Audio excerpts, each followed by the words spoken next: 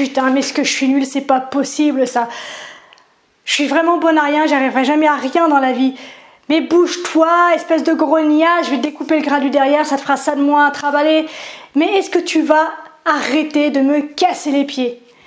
Est-ce que ça t'arrive d'avoir ce type de discours à ton égard? Voyons ensemble dans cette vidéo comment venir à bout de ce comportement hautement néfaste pour nous. C'est parti, mon kiki!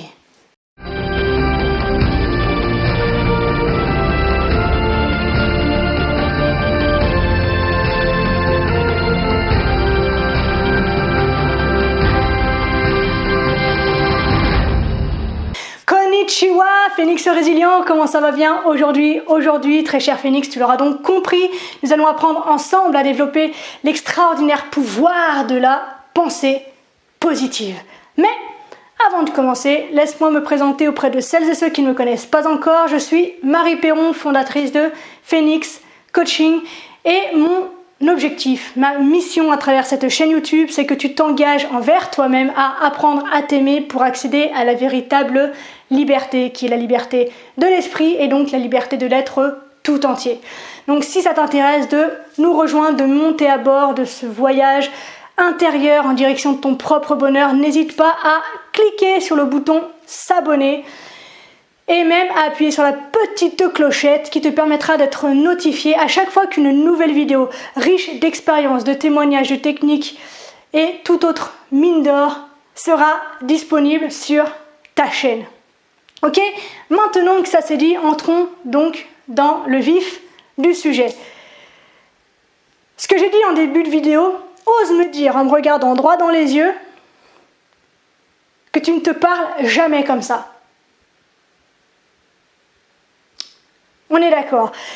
Est-ce que tu crois que si tu parlais ainsi à ton enfant ou à ton ou ta meilleure amie, ton gamin serait épanoui et ton ou ta meilleure amie serait toujours ton ou ta meilleure amie?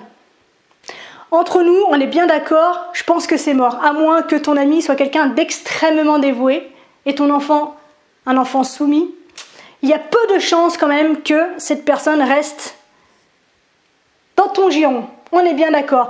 Eh bien, il en est de même pour toi. Comment est-ce que tu veux apprendre à t'aimer? Comment est-ce que tu veux te considérer positivement si le discours que tu prononces, que tu as à l'égard de toi-même, est aussi dégueulasse que ce qu'on a vu en exemple en début de vidéo? Parce que, oui, très concrètement et très explicitement, les pensées, c'est le discours que tu as envers toi. Est-ce que tu savais que cette petite voix qu'on entend dans notre tête, parce que j'imagine que quand tu te parles ou quand tu lis par exemple quelque chose, tu as une voix dans ta tête. Est-ce que tu sais que cette voix, elle est enregistrée par ton cerveau comme une voix qui vient de l'extérieur? Ça veut dire que quand tu te parles, le cerveau le reçoit vraiment comme si une autre personne dans la pièce était en train de te parler et en train de t'envoyer un message. Donc, la manière dont tu captes le message est exactement la même que si tu captais le message justement d'un parent ou d'un ami ou d'un conjoint qui pourrait être du coup extrêmement toxique. D'accord ? Donc, avant de nous concentrer sur le mal que nous font les autres, concentre-toi sur le mal que tu te fais. Parce que c'est toi qui donnes l'exemple de la manière dont on te traite. D'accord ? Donc, si tu passes tes journées à t'insulter, à être malveillant envers toi-même, à être violent même avec toi-même, comment veux-tu imposer le respect de la part des autres ? Donc, pour pouvoir pallier à tout ça et commencer une nouvelle vie et mettre de nouvelles valeurs dans tes relations, voyons ensemble comment mettre en place la pensée positive dans ton quotidien et maîtriser ce pouvoir qui fait un bien fou. Alors je sais que pour beaucoup c'est un sujet de bisounours, d'accord? Mais non. Et nous verrons dans d'autres vidéos, je ne peux pas tout expliciter maintenant, que le bisounours c'est autre chose, d'accord? Et je te l'ai dit, je te l'expliquerai ça plus tard. Aujourd'hui, concentrons-nous sur donc maîtriser le pouvoir de la pensée positive.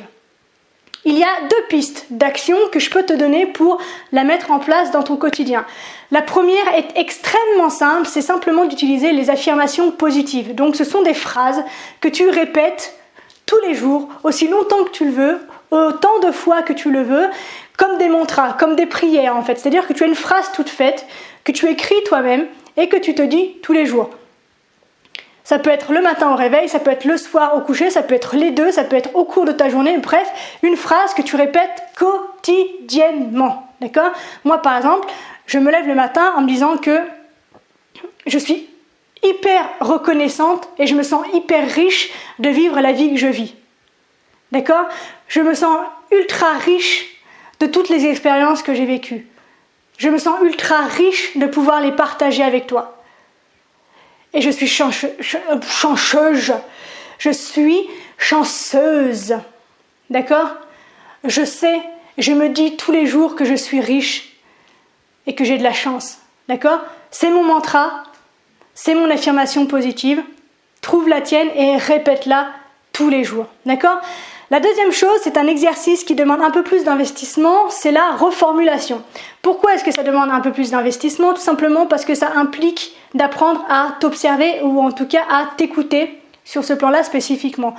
Et donc, la reformulation, elle se fait lorsque tu as une pensée négative donc à ton égard qui te traverse l'esprit. Donc, dès que tu t'entends te dire que t'es qu'une grosse vache, que t'es pas foutu de faire ça correctement, que t'es bonne à rien, que t'arriveras à rien dans la vie, que jamais un homme ne voudra toi ou que jamais une femme ne voudra toi.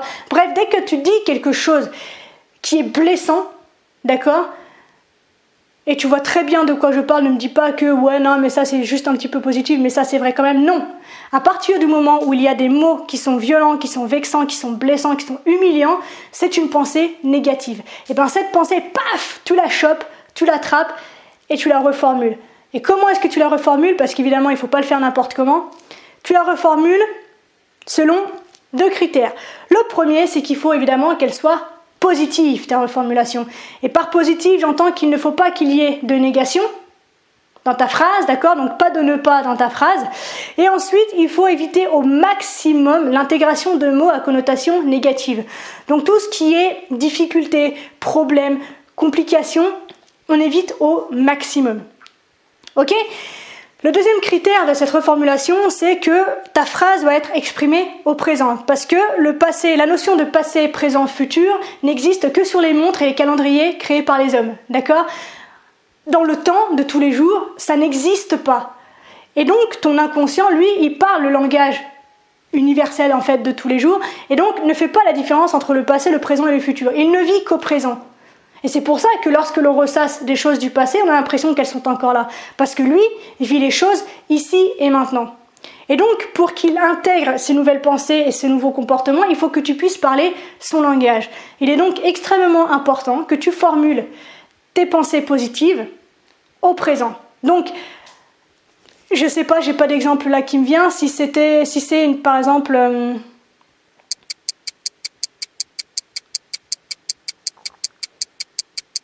il n'y aura pas d'exemple, parce que j'en ai pas.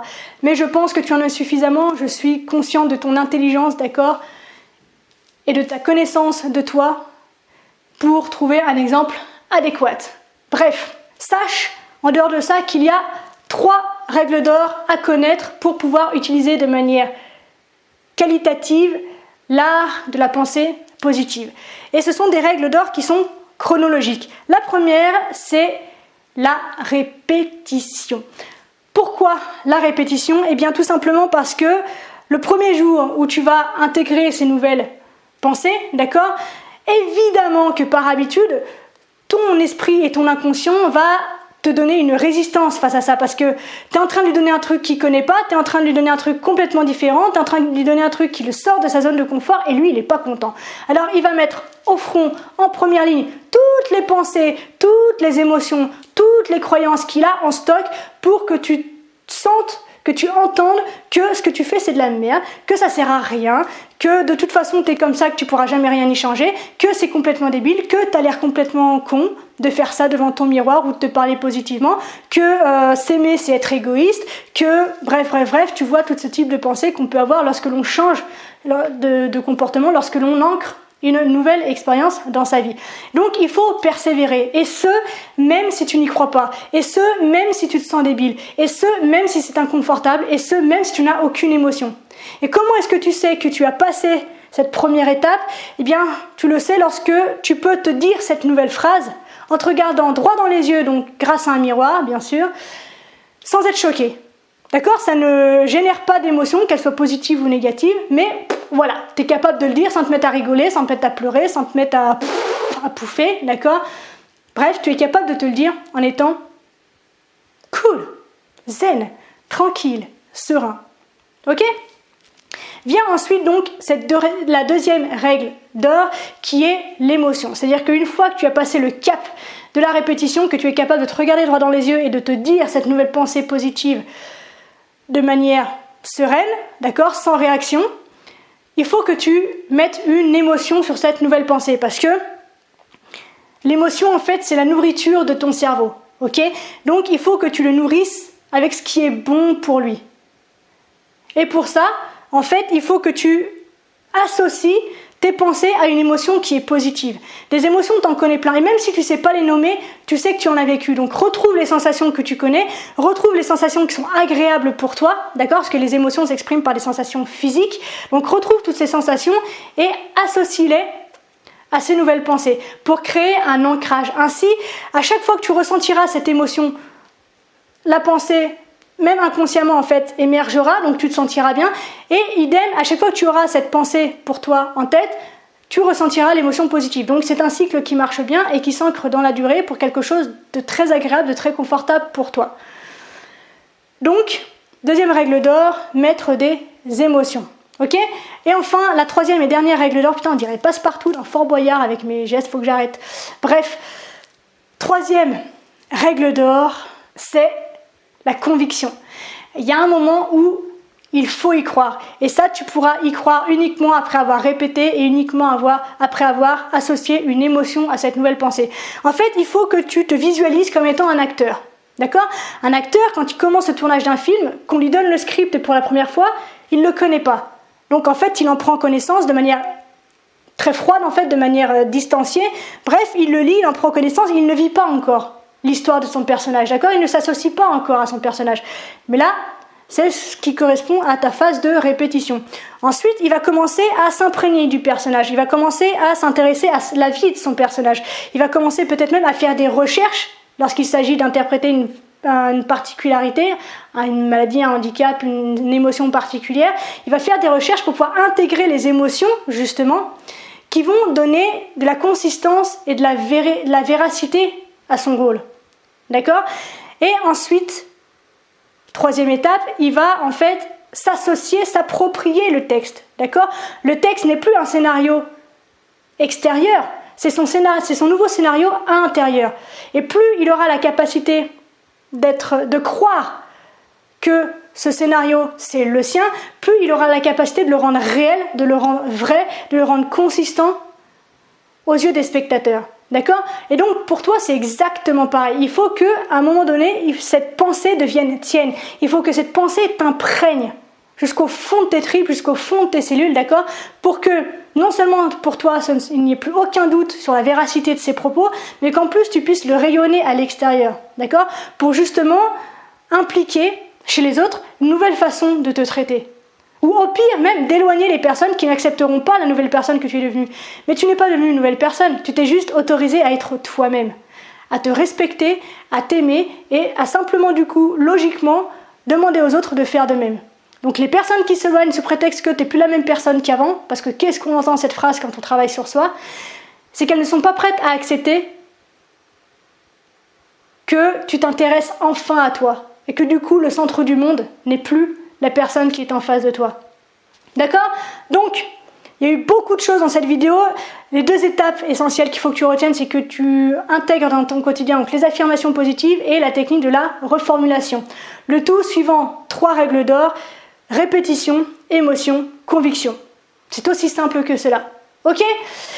Eh bien, cher Phoenix, c'est tout pour aujourd'hui. N'hésite pas, comme d'habitude, à interagir avec moi via les commentaires pour me dire ce que tu penses de tout ça, pour me dire si toi tu arrives à intégrer la pensée positive dans ton quotidien, quelles difficultés est-ce que tu as face à l'intégration de ces pensées positives dans ton quotidien. Bref, échangeons tous ensemble pour créer quelque chose de consistant et d'aidant pour chacun d'entre nous ou chaque personne qui jette ne serait-ce qu'un petit regard sur ce que nous vivons tous ensemble. Si tu as aimé cette vidéo, si tu la trouves intéressante, si tu la trouves passionnante, si tu la trouves aidante, n'hésite pas à la liker afin que des gens que nous ne connaissons pas puissent tomber dessus. Contribuons ensemble à diffuser ce message de l'importance d'apprendre à s'aimer. Si t'as pas aimé, tu as le droit de disliker aussi. C'est ok, c'est parfait, d'accord? Et si justement tu trouves que c'est intéressant et que ça peut aider des personnes que tu aimes, des personnes qui sont en difficulté, des personnes qui se maltraitent psychologiquement, n'hésite pas à la partager afin qu'ils puissent prendre connaissance de ces techniques et qu'ils améliorent enfin leur qualité de vie et qu'ils soient bien avec eux-mêmes. D'accord ? Je te laisse, je te rends ta liberté. On se retrouve donc très bientôt dans une nouvelle vidéo. D'ici là, cher Phénix, prends soin de toi. Sois reconnaissant envers la vie et surtout n'oublie jamais que tu es la personne la plus importante de ta vie et que de ce fait, tu mérites de te donner le meilleur. Je te souhaite une magnifique journée, une extraordinaire semaine. Je te dis à très bientôt, je t'aime, ciao. Merci infiniment d'avoir regardé cette vidéo. Si tu as envie de passer à l'action, si tu as envie d'apprendre à t'aimer pour atteindre cette liberté qui nous est chère, n'hésite pas à télécharger gratuitement mon guide qui te donnera 7 clés simplissimes mais diaboliquement efficaces pour apprendre à t'aimer tel que tu es. À très bientôt. Ciao.